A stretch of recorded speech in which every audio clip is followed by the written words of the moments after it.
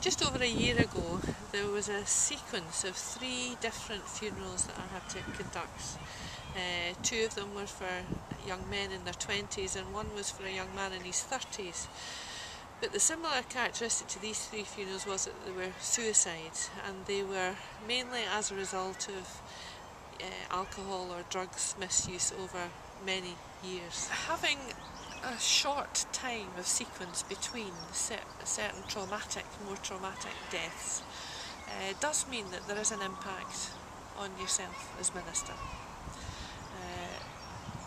It directly challenges a lot of the things and the words that you might speak and say at a funeral about hope and entrusting life. Where are you entrusting life, and what are you entrusting life for? What are you expecting? Because just in those moments, it has been the lack of sense of hope that has taken somebody to that place where life just doesn't seem worth living. So it's almost like there's a downplaying of that word hope, and yet you don't want it to be erased. So in liturgy and so on, then being very conscious of the balance between the use of words hope and peace and love, all those kinds of things, is something that there's a heightened consciousness that somehow, sometimes, some of the phrases that you would use in a more normal funeral where somebody has run their normal course of life and reached the end of that life, then certain phrases just don't hold in the same way. So if you're going to use words like hope and peace and love, then they have to be encased in a different way and included in different phrases. So it heightened my awareness about that. But it also then threw me back to myself, to asking, well, what are the things in my own life that mean that my sense of hope is maintained? What is it that makes me feel that hope can be sustained? So that I don't enter that position where I think, well, there is nothing worth hoping for.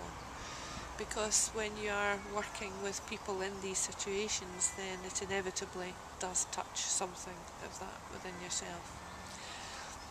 And I suppose it also makes you revisit some of those times in your life when you have felt really unsure and maybe that the future looks impossible. So you do some work on yourself in that process. And I would like to think that also in turn then changes the way I approach the shaping of the liturgy for funerals. It's almost like it's a work in progress all the time for me.